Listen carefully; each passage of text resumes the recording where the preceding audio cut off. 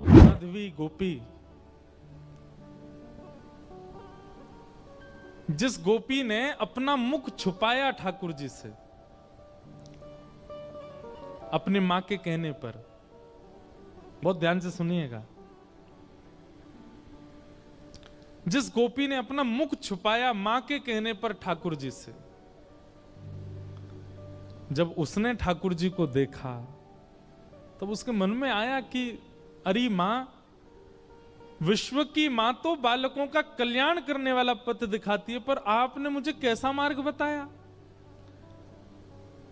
जिस संसार से मुख छुपाना चाहिए था उसको तो दिखाने की आज्ञा दी, और जिनको दिखाना चाहिए था उनसे छुपाने की कह दी। अब तो दिन प्रति बस कृष्ण मन, कृष्ण तन, कृष्ण ही हमारो धन, बस कृष्ण देखें कैसे भी। कल थोड़ी कथा में कह चुका था पहले, समय आया इंद्र पूजा बंद करके सब ब्रजवासी गोवर्धन पूजा करने के लिए गए, और 84 कोस के जितने ब्रजवासी हैं सब इकट्ठे भये। और वहीं इंद्र ने जब कोप करके वर्षा की, 7 बरस के ठाकुर जी ने 7 कोस लंबे चौड़े गिरिराज पर्वत को अपनी बाम हस्त की कन्नी उंगली पर धारण किया। और जैसे ही ठाकुर जी ने गिरिराज जी धारण किए, दूर दूर खड़े हुए लाखों ब्रजवासी सब गिरिराज जी के समीप आ गए, सब भीतर आके खड़े हो गए। सब में आपस में चर्चा चल रही। अब गिरिराज जी 7 कोस लंबे हैं और दूर दूर वाले ने तो ठाकुर जी दिखे ही नहीं रहे हैं। सब बस ये कह रहे हैं, नंद के लाला ने गिरिराज जी उठा लिए, नंद के लाला ने पर्वत उठा लियो, नंद के लाला ने पहाड़ उठा लियो। यही चर्चा जब माधवी के कान में पड़ी तब माधवी बोली, शायद अब तो सबके बीच में ठाकुर जी अब तो दिख ही जाएंगे। क्योंकि जब जब श्याम सुंदर को देखने माधवी जाती, नेत्रों में जल आ जाता, धुंधलापन आ जाता, ठाकुर जी दिखते नहीं, क्योंकि शाप दे दिया ठाकुर जी ने। और ये शाप नहीं है, ये शाप नहीं है, ये विरह है। बंधुओं, हम एक बात निवेदन करें, मीराबाई का चरित्र या तो हम स्पर्श करते नहीं हो, करवा रहे हो तो फिर अच्छे से ही सुनियो। इस स्थिति में ना आना पड़े इसकी प्रार्थना कीजिएगा, क्योंकि अब कलिकाल ऐसा बचा नहीं है कि आप इसको सहन कर पाओ। ठाकुर जी दिखते नहीं है मीरा को, माधवी को, लेकिन आज सोचने लगी सबके बीच में ठाकुर जी खड़े, यहां तो मैं छुप के देख ही लूं उनको, शायद दिख जाएं। और अनेक प्रयास करके दूर से जैसे तैसे भीड़ छांटती भई मीरा, माधवी, मीरा उनका कलयुग का नाम, माधवी द्वापर का नाम। माधवी जैसे ही पहुंची, त्रिमंगल ललित श्याम सुंदर अपने बाम हस्त की कन्नी उंगली के नख पर गिरिराज जी धारण करके खड़े हैं, अपने दाहिने हस्त से मुरली अधर पर रख करके और कोमल उंगलियों से सुंदर बीच बीच में ध्वनि बजा रहे हैं। नंददास जी उसका वर्णन करते हैं, कान्हा कुंवर के कर पल्लव पर मानो गोवर्धन नृत्य करे, ज्यों ज्यों तान उठत मुरली में त्यों त्यों लालन अधर धरे। मेघ मृदंग मृदंग बजा, मेघ मृदंगी मृदंग बजा में, मेघा को जल यों ज्यों झरे। ग्वाल ताल दैनी को गावे, गायन को जो सुर भरे, देत आशीष सकल ब्रज नारी, नंद दास के तिमिर हरे। कान्हा कुंवर के, ठाकुर जी पता कि महाराज जी, अगर ये नंददास जी को पद देखो, इस पद के अनुसार बहुत ध्यान से सुनना, हमारे श्री गिरधर लाल जी ऐसे खड़े, ऐसे नहीं, ऐसे, उनके ये चारों भुजाएं ऊपर हैं। तब हमें एक वैष्णव ने बताया, बोले ठाकुर जी कैसे कर रहे हैं पता है, सब ब्रजवासी खड़े हैं और श्री गिरिराज जी ठाकुर जी से कह रहे हैं, हे जय जय, मेरा स्वरूप इतना विशाल है कि मैं महाराज में तो आ ना पाऊंगा, लेकिन आपके हस्तकमल और मेरे हस्तकमल मिले ने, ये 7 दिना तक मेरे संग रास ही कर लो, ठाकुर जी गिरिराज जी के संग रास कर रहे हैं, तो कभी ठाकुर जी ऐसे रहते हैं और फिर नेक ऐसे उछाल के फिर ऐसे ले लें, फिर ऐसे ले लें, फिर ऐसे ले लें, फिर यूं कर लें, कभी यूं कर लें, कभी ऐसे कर लें, मानो बार बार अपनी उंगलियों पर नर्तन करवा रहे हैं श्री गिरिराज जी को ठाकुर जी। अद्भुत छवि है। तभी माधवी पहुंची। जैसे ही ठाकुर जी के समीप पहुंची है, उस स्थान पर पहुंची जहां ठाकुर जी खड़े हैं, जैसे ही नेत्र भर के ठाकुर जी को देखने का प्रयास किया, जल भर आया नेत्रों में। मानो जैसे कोई धुंध आ गई हो, खूब मीड़ रही है, अपनी आंखों को मीड़ मीड़ के लाल कर लिए हैं, लेकिन ठाकुर जी दिख नहीं रहे हैं। आज पीड़ा असहनीय हो गई माधवी की। अर्धरात्रि का समय ठाकुर जी के चरणों से लिपट गई और बोली, मैंने इतना बड़ा अपराध किया कि आप मुझे दिख ही नहीं रहे हो।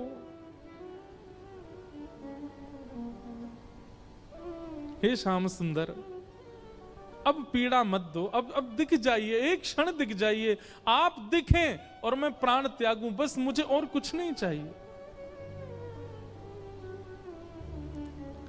ठाकुर जी बोले, माधवी तेने मुझको अपना रूप नहीं दिखायो। माधवी बोली, देख लो, मैं सामने खड़ी हूं, अब देख लो मेरे नेत्र, मेरे मुखमंडल को देख लो, जैसे चाहो देख लो, पर मेरे ऊपर तो ये जो दोष है ये हटाओ, मुंह को देखन दो आपको। ठाकुर जी बोले, अब तो माधवी ये पीड़ा तुको ने सहनी पड़ेगी, क्योंकि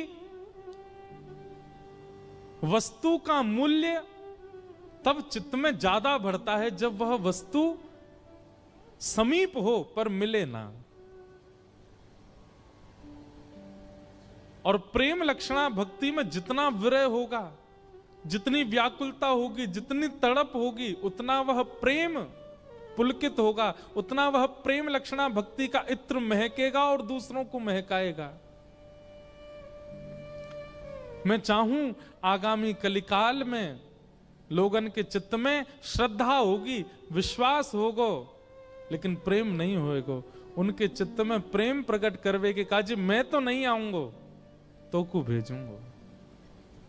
और वाके काजे तोए या जन्म में मेरे रूप के दर्शन को त्याग करना पड़ेगो, थोड़ो सहनो पड़ेगो। मीराबाई ने सहा है हमें और आपको प्रेम देने के लिए। मैं और आप आज जिस प्रेम के मार्ग पर चल रहे हैं, जिस प्रेम की एक बिंदु हमारे ऊपर गिरती है, वह बिंदु के अधिकारी हम मीराबाई की वजह से बने हैं, क्योंकि उन्होंने द्वापर में दर्शन का त्याग किया है। त्याग नहीं, विरह सहा है, वो तड़पी हैं ताकि हमें प्रेम दे सके।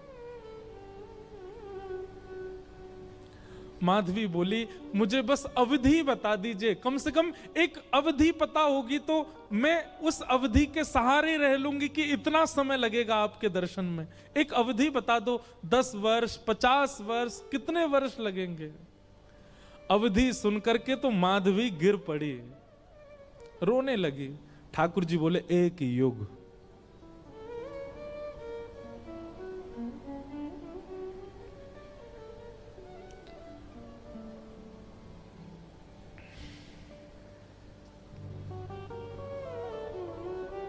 हम क्या विरह सहते हैं जीवन में, किस लिए रोते हैं ठाकुर जी के आगे? क्या विरह दिया कहां उन्होंने हमें, जो माधवी को दिया? एक युग का विरह।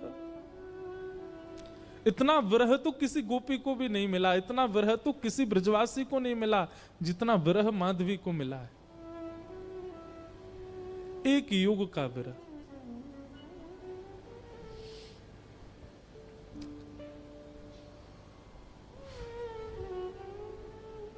लेकिन क्या करे, प्रतीक्षा के अलावा और कुछ नहीं है जीवन में।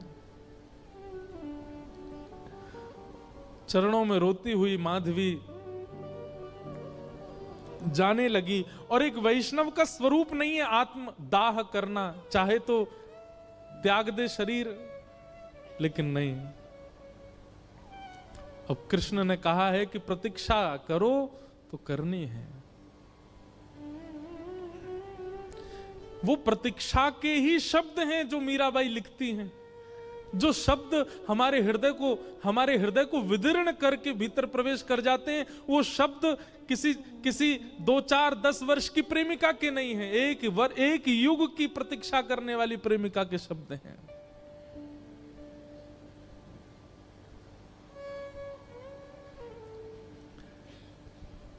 प्रतीक्षा कर रही है और द्वापर युग का विश्राम हुआ, माधवी का पांच भौतिक देह विश्राम हुआ, कलिकाल का प्रारंभ हुआ। और इसी कलिकाल में जैसे गंगा प्रकट होने से पूर्व कहती है कि मुझे धारण करने लायक है कोई पृथ्वी में, तब हिमालय ने अपनी गोद पसारी। ऐसे ही ऐसी प्रेम लक्षणा, ऐसी प्रेम की पराकाष्ठा स्वरूपा वो माधवी, उनको धारण करने वाला कोई वंश है। तब मेड़ता का, राव दूधाजी का परिवार सौभाग्यवंत हुआ और शरद पूर्णिमा के दिन भक्तिमती मीराबाई का प्रादुर्भाव हुआ। वही माधवी कलयुग में मीरा बन करके प्रकट हुई। मीराबाई का वास्तविक नाम मीरा नहीं है, मिहिरा नाम है। जैसे नरसिंह मेहता जी का वास्तविक नाम नृसिंहराम मेहता, ऐसे ही मीराबाई का मूल नाम मिहिरा है। जन्म हुआ राव दूधाजी के कुलीन परिवार में। बाल्यकाल से ही मीराबाई का स्वरूप स्वभाव अन्य बालकों से बिल्कुल भिन्न है। बहुत शांत प्रशांत स्वभाव की हैं। एक चंचल बालक की तरह ऐसी चंचलता, चपलता, चतुरता नहीं है उनके चित्त में। बहुत सरल, छोटी सी बात पर रीझ जाने वाली, मान जाने वाली, प्रसन्न हो जाने वाली मीरा है। राव दूधाजी के घर में मीरा का जन्म होने का कारण यह है, ध्यान से सुनिएगा। एक वैष्णव बालक यदि आपके घर में जन्मेगा, कोई बालक आपका भविष्य में चलकर के वैष्णव होगा, उसके पीछे कारण क्या होगा? राव दूधाजी एक दिन भी बिना हरि चर्चा के व्यतीत नहीं करते। मेड़ता में एक बार को कोई राजा आ जाए, उसके स्वागत सम्मान में कोई कमी हो सकती है, लेकिन मेड़ता में कोई महापुरुष संत आ जाएं, उनके स्वागत के लिए स्वयं राव दूधाजी जाते हैं। और नित्य प्रतिदिन नवीन नवीन संतों का आगमन होता है, अयोध्या से, ब्रजधाम से, द्वारिका से। एक बात कहें बंधुओं, अपने घर के द्वार सबके लिए बंद रखो, पर भगवत भजनानंदी वैष्णवों के लिए कभी नहीं। सदा ऐसा प्रयास करो कि आपके यहां कोई ना कोई आता ही रहे। अगर एक सप्ताह तक कोई ना आवे तो आपके चित्त में चिंता होनी चाहिए कि कोई आया क्यों नहीं। किसी को फोन करके जबरदस्ती टिकट करके बुलाओ, आ जाओ, हमारे घर पर रहो।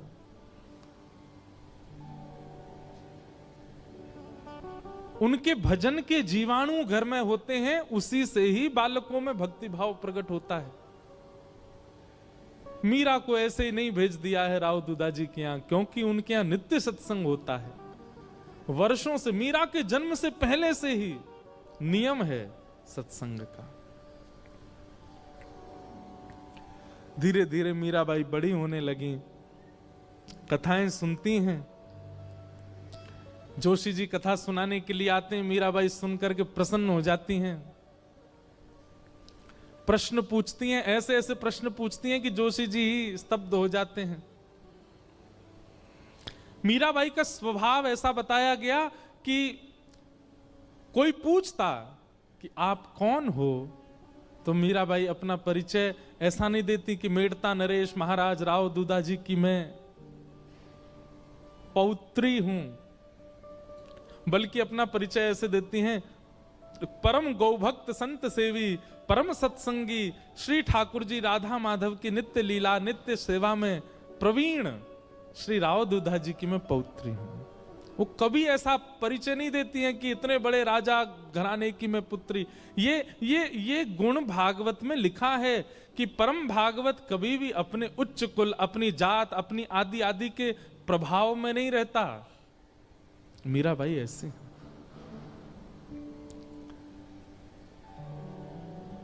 भक्ति के लक्षण तो बचपन से ही हैं। बस कोई बीज में जल देने वाला मिल जाए जिससे उसको राह मिले वृक्ष बनने की। एक दिन ढोल नगाड़े ताशे बज रहे थे। मीरा दौड़ी दौड़ी अपनी मां के पास गई। मां, ये क्या हो रहा है? कौन सा उत्सव मन रहा है? तो मां ने कहा, मीरा, ये बारात जा रही है, एक लाली का ब्याह हो रहा है, उसका पति जा रहा है अपने परिवार के साथ नाचता गाता हुआ, ब्याह करके उसको अपने घर ले जाएगा। मीरा कहती है, ऐसे दुल्हा सबके लिए आते हैं? बोले हां, सब कन्या का ब्याह होता, सबके दुल्हा आते हैं। अच्छा, तो मां मेरा भी ब्याह होगा? हां, तेरा भी ब्याह होगा। जैसे तेरे बापूसा हैं, ऐसे ही तू भी ब्याह करेगी और फिर तेरे बालक भी उनको बापू बोलेंगे और तू उनकी मां होगी, तेरा भी ब्याह होगा। मीरा सोच में है और कहती है, मेरे बींद कौन होंगे फिर? मेरा ब्याह किससे होगा? कौन होंगे मेरे बींद? छोटी सी कन्या ऐसे सवाल पूछे तो मां तो उसको मजाक में ले लेती है। अरे मीरा, ये कोई समय है, अभी थोड़ी बड़ी तो हो जा। कभी और कार्य में लगते हैं, कभी और मीरा की तो वो चिंता का विषय हो गया कि मेरे बींद हैं कौन और वो कब आएंगे मुझे लेने। बार बार बस यही पूछती है, मेरा किससे ब्याह होगा, मेरा किससे ब्याह होगा, मेरे बींद कौन है। एक दिन हार के मां ने मीरा को गोद में लिया, पूरे दिन चिल्लाती रहती है, ये तेरे बैठे कमरे में मुरली हाथ में लिए, त्रिभंग लली, ये जो स्वरूप है, ये गिरधर, यही है तेरे बींद।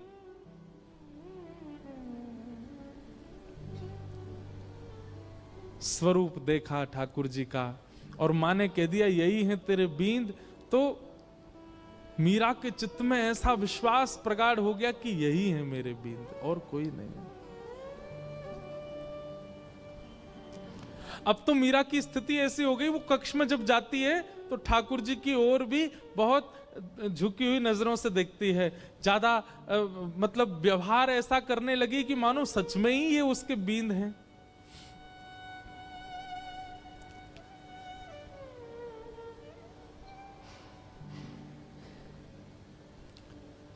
संतों से कथा सुनती है और चित्त में ठाकुर जी के प्रति संबंध का प्रगाढ़ विश्वास कर चुकी मीराबाई धीरे धीरे प्रेम लक्षण भक्ति में प्रकट होने लगी।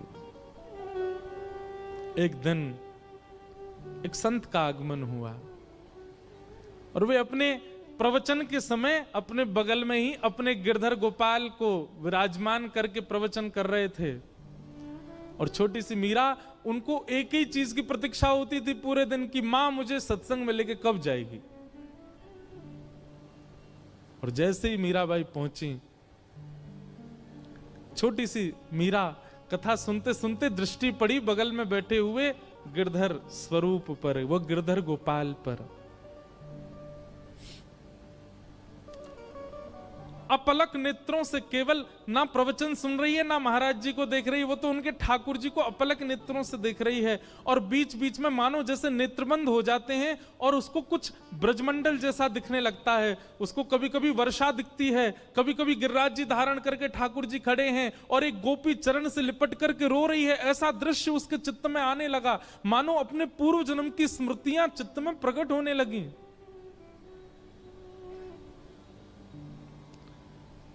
ठाकुर जी ने माधवी से कहा था, एक संत के माध्यम से मैं तेरे पास आऊंगा और मेरी खूब सेवा करना। माधवी को थोड़ी थोड़ी स्मृति आ गई मीरा को, और जैसी स्मृति पूर्ण हुई, कथा विश्राम हुई, नेत्र लाल हैं, अश्रु गिर रहे हैं नेत्रों से, और अपनी मां को पकड़ के कहती है, मां ये कौन है? मां कहती है, ये महात्मा है, कथा सुना रहे हैं, साधु जी हैं। नहीं, ये नहीं, इनके बगल में जो बैठे हैं वो कौन है? ये तो इनके ठाकुर जी हैं। हाँ, तो मेरे बींद ना, आपने कहा था ना मेरे बींद, वही है ना ये? हंस गई मां, अरे मीरा, हाँ वही हैं। तो मेरे बींद आ तो गए मां, अब मेरा ब्याह करा दो। अरे अभी तेरी उम्र नहीं है मीरा, तो मैं बड़ी हो जाऊं तब करा देना, पर तब तक मेरे बींद को घर में ही रख लो, मैं इनको पास में रख लूं अपने। बालपन की वो बातें सबको नहीं भाती हैं। प्रणाम करने के लिए मंच पर जब गई, मीरा के नेत्र सजल। महाराज जी ने पूछ लिया, अरे बिटिया क्यों रोती है? मीरा कहती है, ये मेरे हैं, ये आपके साथ आए हैं, इन्होंने मुझे वचन दिया था ये एक साधु के साथ आएंगे, ये मेरे हैं, आप इनको मुझे दे दीजिए।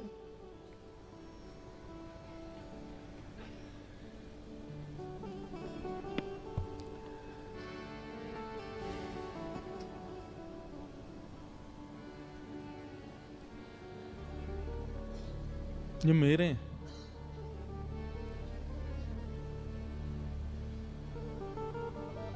कोई अपने ठाकुर कैसे दे सकता है किसी को? और वो भी पूजा के ठाकुर जी हो तो दिए भी जाएं, लेकिन जिनसे स्नेह प्रेम के लाड़ के ठाकुर जी, वो किसको कैसे मिल जाएंगे? पहले तो छोटी बालिका समझ करके महात्मा हंस गए, लेकिन जब कहने लगी ये तो मेरे हैं, जिद करने लगी, तो महात्मा भी प्रेमी थे, व्याकुल हो गए, अपने ठाकुर जी को हृदय से लगा के तुरंत चले गए वहां से। मीराबाई कहने लगी, संत बुरे नहीं है, माता पिता बुरे नहीं है, आप ही मेरे पास आना नहीं चाहते हो। अरे और कितनी प्रतीक्षा कराओगे? मैं कब से प्रतीक्षा करती हूं, अब आ तो गए हो एक महात्मा के द्वारा, अब आ क्यों नहीं जाते मेरे पास? मां डांटती है, पिताजी डांटते हैं, सब घर के लोग समझाते हैं, पर मीरा की एक अलग जिद है। एकांत में बैठी रहती है, ना खाती है, ना पीती है, ना खेलती है, बस चिंतन करती है और रोती रहती है।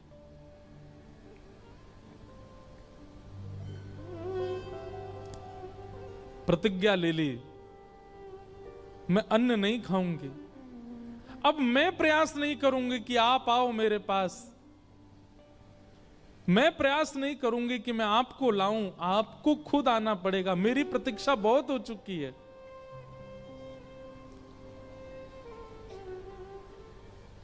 वहां महात्मा ठाकुर जी की सेवा शयन करा करके जैसे शयन में गए, ठाकुर जी उनके स्वप्न में आ गए, और स्वप्न में आकर के बोले, बाबा आपने मेरी खूब सेवा करी, खूब मेरे 56 भोग लगाए, खूब मोकू लाड़ प्यार कियो, खूब मोकू डुलायो, इतनो भाव से मेरी सेवा करी बाबा, पर अब आपकी सेवा पूरी है गई। जो बालिका आज कथा में आई, मैंने वाकू वचन दियो है कि मैं आपके माध्यम से आऊंगा, आप उनको जाए के मुंह को दे दो। अब जब ठाकुर जी ही स्वयं आज्ञा कर दें तो फिर कोई कैसे मना करे। रात्रि अर्धरात्रि का समय महात्मा उठे, अपने ठाकुर जी को हृदय से लगा के खूब रोए, जय जय मेरी सेवा में कोई कमी रह गई? नहीं नहीं कोई कमी नहीं बाबा, मैं तो बहुत प्रसन्न हूं, पर अब कछु दिना आप एकांत में भजन करो, फिर मेरी प्राप्ति हो जाएगी। अब आप तो चले जाओगे, फिर मेरी सेवा कौन करेगा? या हमारी सेवा विस्तार के लिए वह कन्या को मोह दे दो। और अर्धरात्रि का समय, नन्ही सी मीरा अनशन व्रत पर मानो बैठी हो, और महात्मा पहुंच गए। ले मीरा है गिरधर तेरा, ले मीरा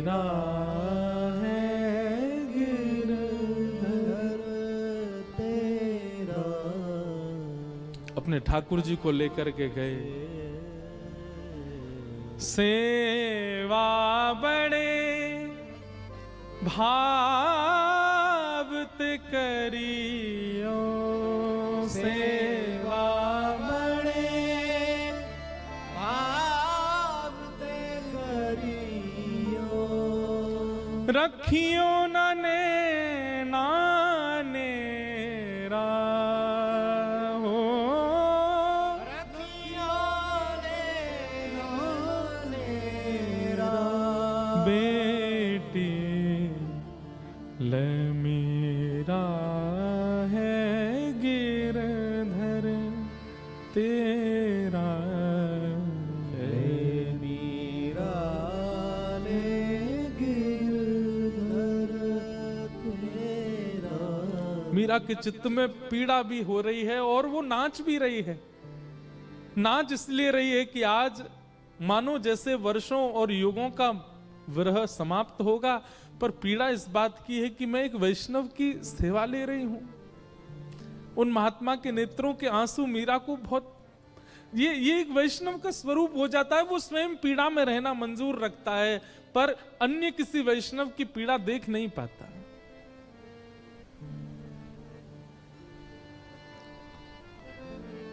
सो ही सुहागन प्रिय जाहिरी जे, सोई सुहागन प्रिय जाहिरी जय। तू सुहागन है बेटी। ये पहले मुझसे रीझे थे, मेरे पास आए, लेकिन अब ये तो से रीझ गए हैं। मैं अपनी तरफ से नहीं दे रहा हूं, ठाकुर जी ने आके मुझे आज्ञा दी है कि वो तोते सेवा कराना चाहें। सो ही सुहागन। बंधुओं, इस पंक्ति को नित्य गाया कीजिए। अपने ठाकुर जी को देखते हैं जब मंदिर में विराजमान, आप कितने सौभाग्यशाली हो, ठाकुर जी आपसे सेवा करा रहे हैं।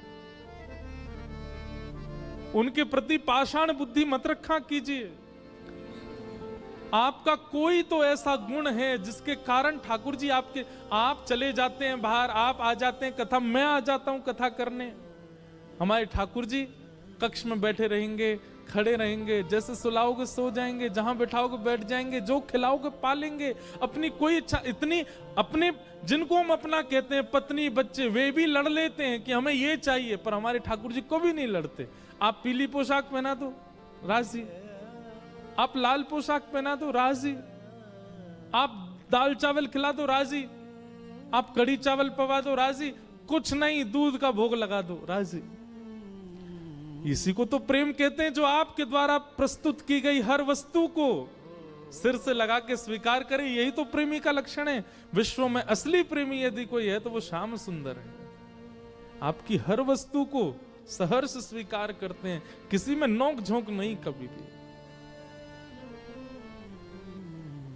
सो ही सुहागन प्रिय जाहिरी जे, सोई सुहागन प्रिय जाहिरी जय। कैसा तेरा मेरा हो, कैसा तेरा मेरा बेटी ले मेरा है गिरधर तेरा। मेरा ले गिरधर तेरा। मीराबाई को ठाकुर जी दे दिए हैं।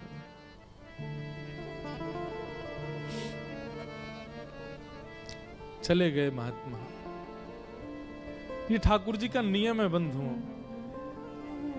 एक को संयोग देते हैं तो जिसको संयोग दे रहे हैं मानो किसी को वियोग देके आए, और जिसको संयोग दिया है वो तैयार रहे, एक दिन वियोग मिलेगा।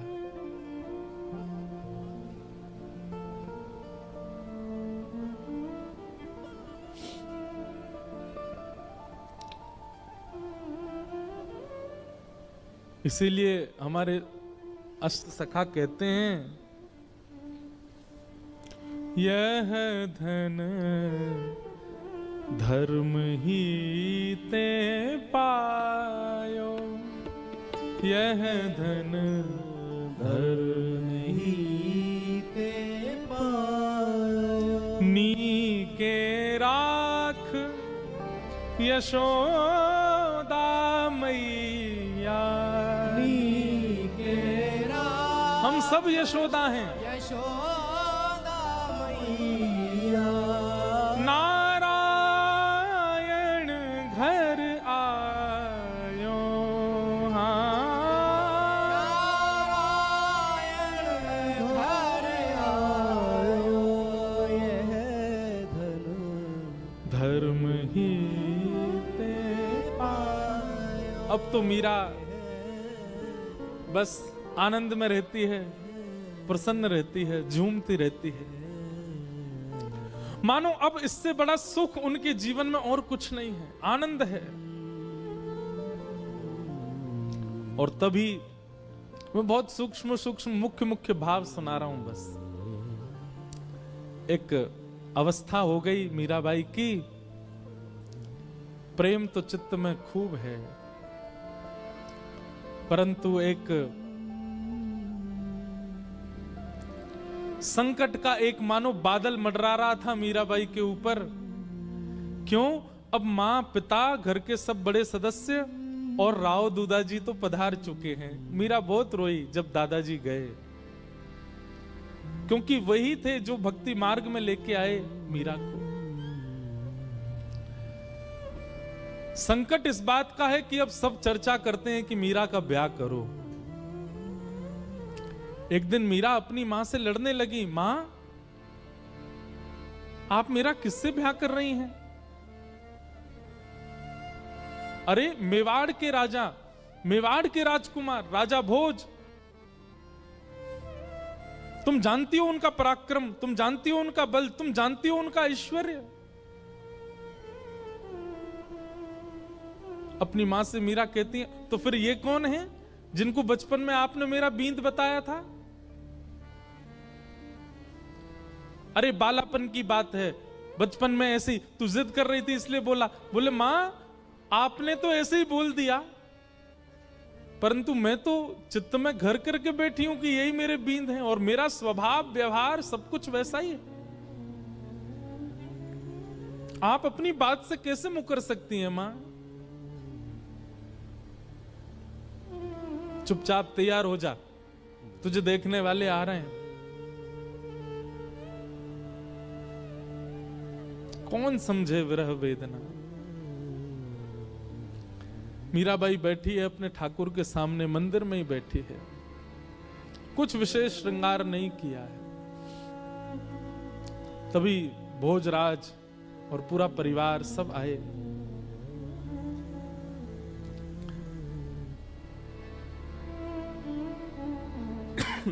मीराबाई बोली, मेरे लिए तो एकांत मेरे ठाकुर जी का स्थान है, जो बात करनी यहीं बैठ के कर लो।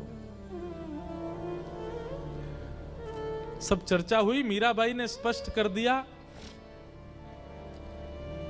एक पत्नी जो धर्म का निर्वहन करती है, अगर वो अपेक्षा आप मुझसे रखते हैं और मुझसे ब्याह करना चाहते हैं, तो मैं पहले ही आपको स्पष्ट कर दूं कि मैं उन सब धर्म के निर्वहन में बिल्कुल अपूर्ण हूं, मैं नहीं कर पाऊंगी।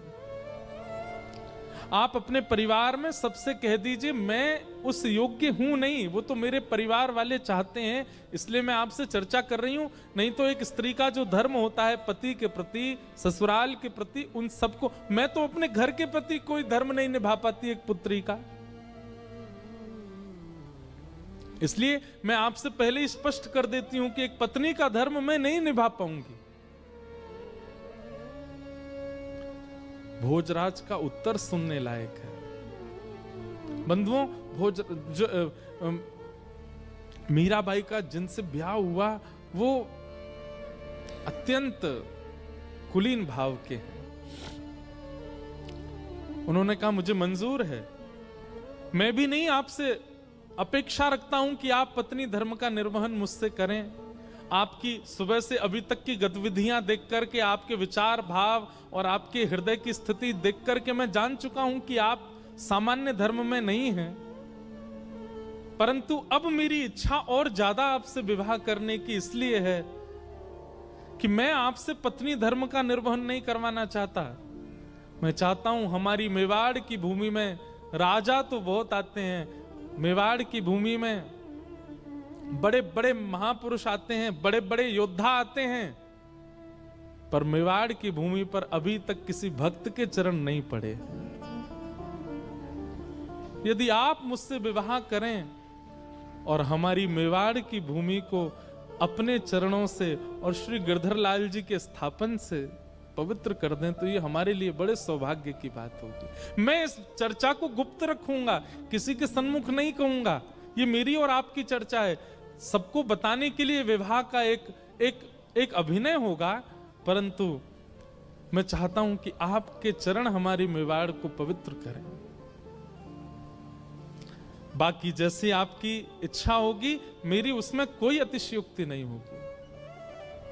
और ऐसा कहकर के भोजराज चले गए। मीराबाई ने कोई उत्तर नहीं दिया। लेकिन प्राचीन भारत में कहां पूछा जाता है, सबने पक्का कर दिया ब्याह।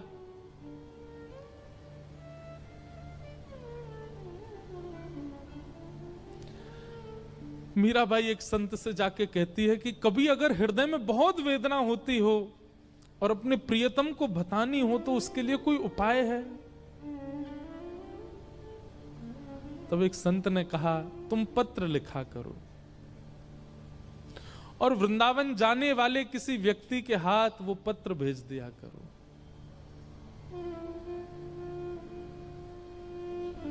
बहुत प्यारा पद है मीराबाई का। मीराबाई आज पत्र लिखने के लिए बैठी है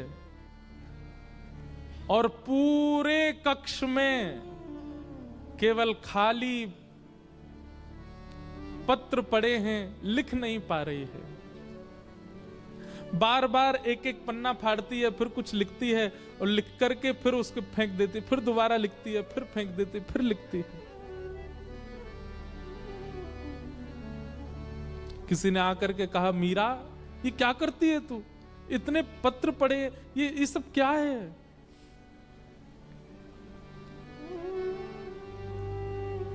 पत्तियां मैं कैसे लिखूं, लिखी ही न जाए। पत्तियां मैं कैसे लिखूं, लिखी ही न जाए। पत्तियां मैं कैसे लिखूं, लिखी ही न जाए। पत्तियां मैं कैसे लिखूं, लिखी ही न जाए। क्यों? कलम धरत मेरो कर कांपत है। कलम धरत मेरो कर कांपत है। कलम धरत मेरो कर कांपत है। कलम धरत मेरो कर कांपत है।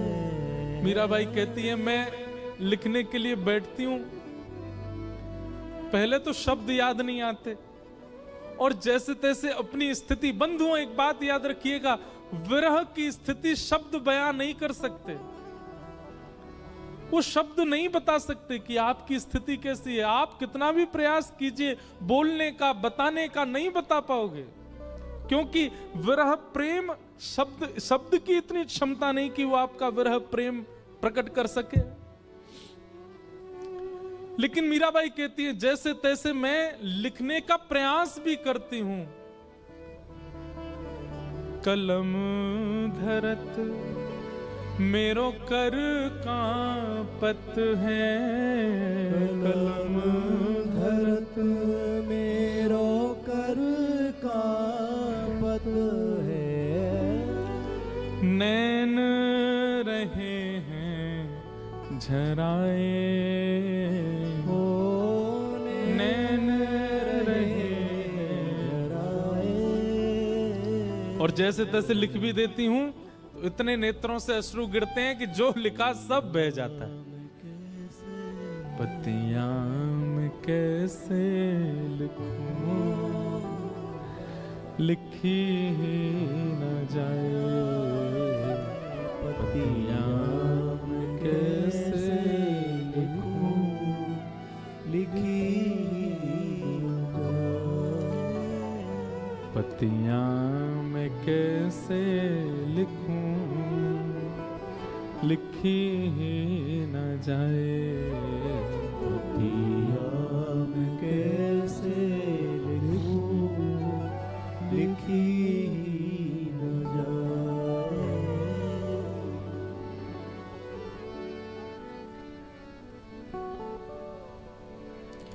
मीराबाई बस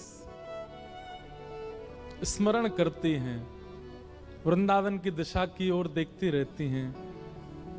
अभी भी विरह समाप्त नहीं हुआ है। घड़ी आई विवाह की, पूरा मेड़ता सजा है, परंतु होने वाली दुल्हन उसके मुख पर बिल्कुल प्रसन्नता नहीं। मीराबाई ठाकुर जी के सामने बैठकर के केवल इतनी प्रार्थना करती है, मैं देह और आत्मा को अलग मानती हूं। मैं जानती हूं देह की क्रिया आप स्वीकार नहीं करते। देह भले ही कोई और वर्ण करके ले जाए, कम से कम आत्मा आपकी है, ये स्वीकार करके मुझे कैसे भी बता दीजिए कि आपने मुझे स्वीकार कर लिया। मुझे और कुछ नहीं चाहिए। अन्य से देह का विवाह हो, उससे पहले पहले आत्मा का आपसे विवाह हो जाए। हे ठाकुर जी, मैं और कुछ नहीं मांगती आपसे।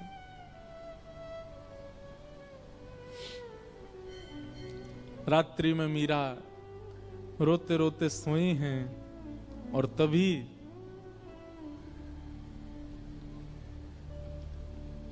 स्वप्न में श्री ठाकुर जी पधारे और मीराबाई के साथ स्वप्न में ही विवाह संपन्न हो गया। ठाकुर जी ने विवाह किया। प्रातः काल का समय, पूरे घर में शादी की तैयारियां चल रही हैं। मां दौड़ी दौड़ी मीराबाई के कक्ष में गई, अभी तक मीरा उठी नहीं है। जैसे ही भवन में प्रवेश करके भीतर देखा, एक नवीन शादी का जोड़ा पहने हैं, हाथों में मेहंदी रची हुई है, मांग में सिंदूर भरा है, गले में सुंदर ऐसा अद्भुत मंगलसूत्र पहन रखा है, यहां तक केवल चूड़ियों से अलंकृत हाथ हैं। अद्भुत श्रृंगार और प्रसन्न मुद्रा में मीरा सोई है। मीराबाई के विवाह के लिए जो पोशाक मंगाई गई है वो तो दूर रखी है, ये एक नवीन पोशाक, और ऐसी पोशाक की मेड़ताओं ने भी कभी नहीं देखी होगी। मां ने तुरंत मीराबाई को उठाया, उठा करके पूछा, मीरा जल्दी उठ, ये सब क्या करके बैठी है? तेरे मांग में सिंदूर, गले में मंगलसूत्र, हाथ रचे हुए, ये इतने सुंदर तूने जोड़ा, ये क्या करके आई है? कहां से लेके आई है सब?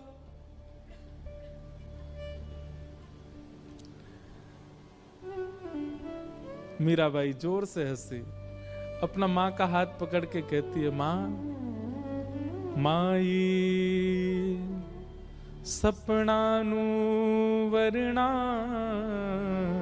दीनानाथ, दीनानाथ,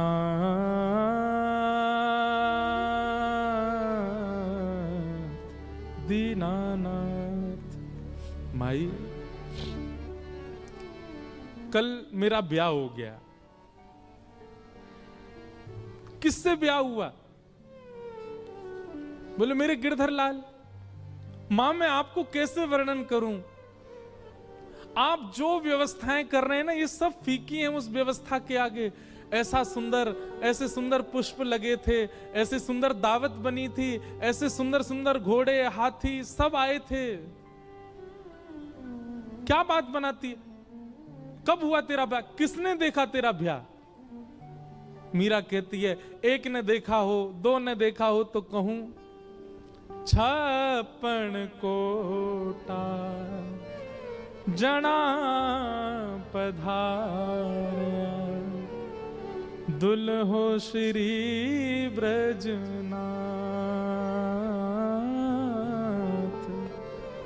दुल्हो श्री ब्रजनाथ। मां 56 करोड़ बराती आए थे, सब देवी देवता, ब्रह्मा, शिव, रुद्र, सनकादि सब आए थे मेरे ब्याह में। और इन सब बरातियों के बीच एक सुंदर से हाथी पर सहरा बांधे, अद्भुत पोशाक पहने, मधुर मुस्कान, कटाक्ष नेत्र, मधुर घुंघराले केश, हाथ में मुरली लिए मेरे दुल्हा बनकर के साक्षात ब्रजनाथ श्री कृष्ण आए थे। दुल्हो श्री ब्रजनाथ। बहुत सुंदर वर्णन है। मीराबाई अपने स्वप्न के विवाह का वर्णन कर रही है अपने मां के आगे। किसने हमारा कन्यादान किया, हमारे फेरे कैसे पड़े, उन्होंने मेरे गले में कैसे मंगलसूत्र पहनाया, दावत कैसे हुई, एक एक चीज का वर्णन कर रही है मीरा। और मां इधर से उधर जा रही है, सिर पीट रही है, रो रही है। ये क्या बातें कर रही है मीरा तू? लेकिन कौन समझे मीरा को? मीराबाई हंसने लगी और कहने लगी मां मेरा ब्याह हो गया। मां तुरंत भीतर गई, घड़े में जल भर के लाई और ला करके मीरा के मांग का सिंदूर पोंछने लगी। मीरा कहती हैं अब चाहे जो कर लो मां, ये देह चाहे जिसको दे दो, पर आत्मा को तो स्वीकार कर लिया है श्याम सुंदर ने। अब मैं राजी राजी चली जाऊंगी जहां भेजोगी, मुझे अब परवाह नहीं, मैं जिनकी हूं उन्होंने मुझे स्वीकार कर लिया है। कितनी पीड़ादायी बात है। मीराबाई का पुनः श्रृंगार किया गया और फिर मंडप में ले जाया गया।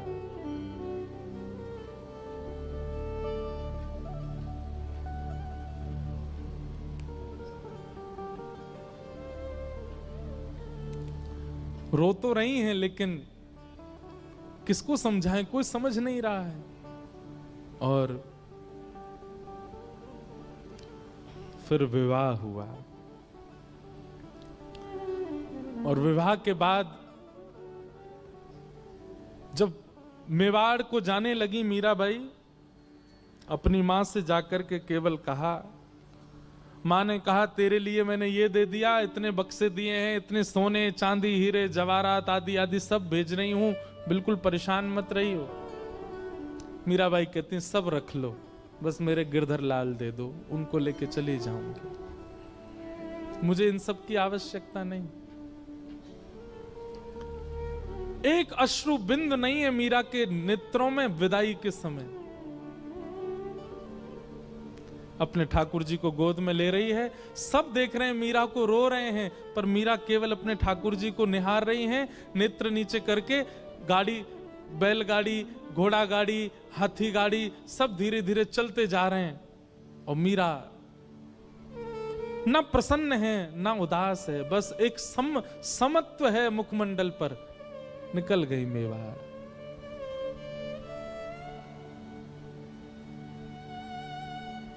मीरा का प्रेम कौन कह सकता है? इस तुच्छ मुख से कितना कहें उनका प्रेम। केवल त्याग है पूरे जीवन में और कुछ नहीं। आ गई, विवाह हो गया। विवाह के बाद उनके पति अनुकूल थे, उनकी पूजा में कभी विक्षेप नहीं होने देते थे। लेकिन ठाकुर जी की पता नहीं कैसी लीला है कि जो अनुकूल होता है भक्ति में उसको दूर कर देते हैं। और एक दिन आगरा के युद्ध में पूरे परिवार में केवल मीरा का संग देने वाले उनके पति, उनको इतने बाण लगे कि वे मरणासन अवस्था में आ गए। मरणासन अवस्था में जब लाया गया, वैद्य ने लेप करके उनको जब कक्ष में लिटाया, मीरा दूर खड़ी खड़ी देख रही है और एक मित्र के भांति दोनों चर्चा करते हैं, लेकिन भोजराज मीरा के प्रति गुरु का भाव रखते हैं। भोजराज कहते हैं, मैंने आपका स्पर्श कन्यादान के समय किया था, आपके हस्त कमल का, परंतु अब मुझे लगता है मेरा अंत समीप है, उससे पूर्व में एक बार आपका स्पर्श करना चाहता हूं। मीराबाई कुछ नहीं बोली। तो भोजराज कहते हैं, मैं एक बार केवल आपके श्री चरणों का स्पर्श करना चाहता हूं।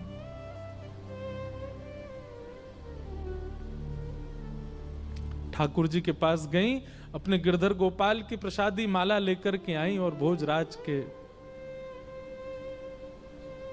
गले में पहनाई और अपना हस्त कमल उनके शीश पर फेरती हैं मीरा। ऐसा कहते हैं, मैंने पढ़ा है कि वैसे तो मीरा श्रृंगार करती नहीं थी, पर जिस दिन भोजराज जी की ये स्थिति थी, उस दिन कोई उत्सव मीराबाई ने किया था और उस दिन 16 श्रृंगार किए थे मीराबाई ने।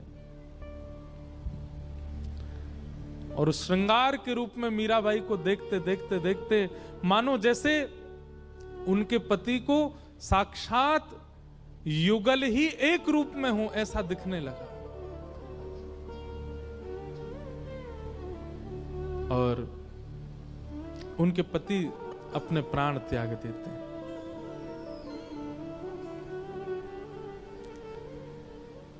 अब पूरे मेवाड़ में एक भी व्यक्ति मीराबाई के पक्ष का नहीं है।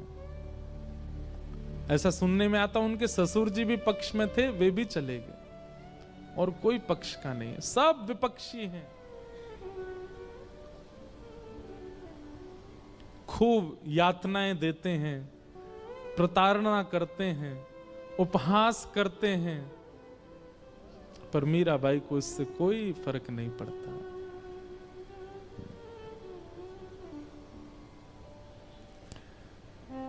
एक बार जब वैद्य को विष बना करके देना पड़ा और मीराबाई चरणामृत समझ के पी गई, कुछ हुआ नहीं, तब उसी वैद्य को 2 बूंद पिला दी गई राणा के द्वारा, मर गया वो वैद्य। तब मीराबाई के चित्त को क्षोभ हुआ कि मुझ तक पीड़ा रहे मैं सह लूं, पर मेरे अलावा किसी और को मिले ये मैं सहन नहीं कर सकती। गोस्वामी तुलसीदास जी को पत्र लिख करके मीराबाई ने अब पूछा क्या करूं। तब गोस्वामी जी ने आज्ञा की कि अब ऐसों का त्याग करो जो हरि विमुख है। और मीराबाई मेवाड़ से अभी वृंदावन नहीं गई, मेड़ता गई, और फिर मेड़ता से वृंदावन मीराबाई बहुत विलंब से गई, क्योंकि वृंदावन उनके रोम रोम में बसता है, वृंदावन उनके हृदय में बसता है, वृंदावन उनके चित्त में बसता है। आगे लीला में मीराबाई वृंदावन गई और फिर वृंदावन में कैसे उनको निकुंज का, रास का दर्शन हुआ, वो सब लीला हम सुनेंगे। आइए मीराबाई के इस सुंदर भाव को यहीं विश्राम देते हैं और फिर आगे का प्रसंग हम सुनेंगे। गिरधर जन्म मरण रासा थे, गिरधर जन्म मरण रासा थे, गिरधर जन्म मरण रासा थे। मीराबाई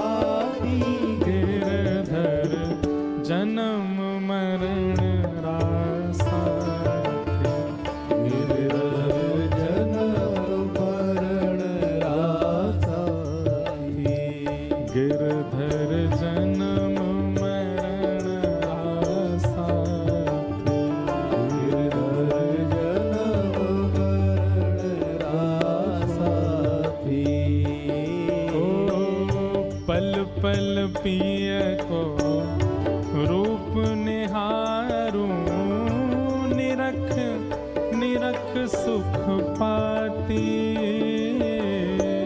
पल पल पिए को रूप निहारूं, निरख निरख सुख पाती। पल पल पिय को रूप निहारूं, निरख निरख सुख पाती। पल पल पिए को रूप निहारूं, निरख निरख सुख पाती। ऊंचे चढ़ चढ़ पंथ निहारूं, ऊंचे चढ़ चढ़ पंथ निहारूं, ऊंचे चढ़ चढ़ पंथ निहारूं, ऊंचे चढ़ चढ़ पंथ निहारूं। रोए रोए अखियां प्यासी गिरधर, जन्म मरण रासा थी। गिरधर जन्म मरण रासा थी।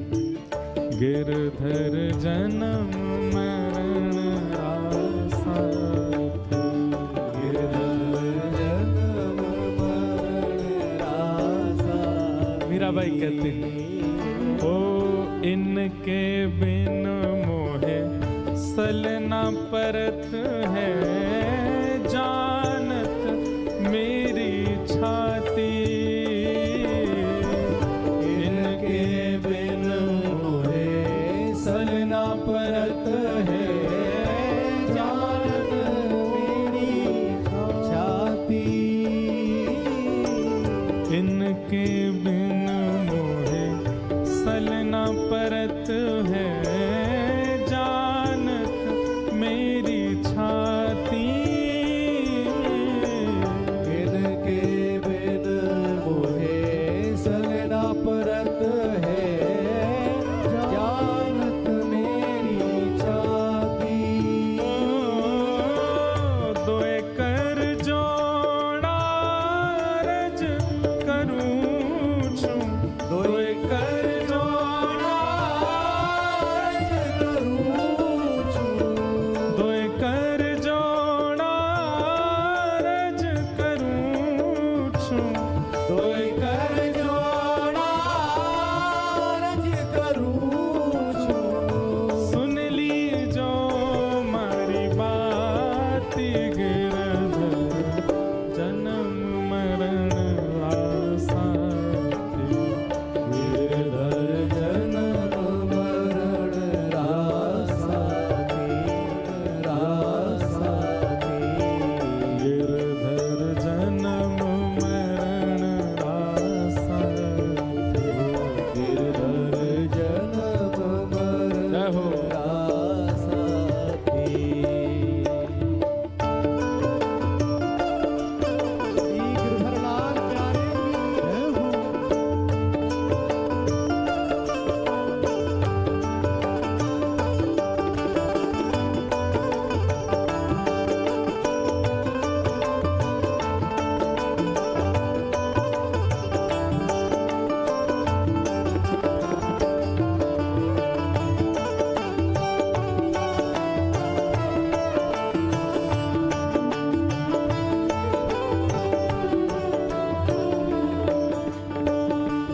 ओ यह संसार सकल जग झूठा, झूठा कुल रानाता।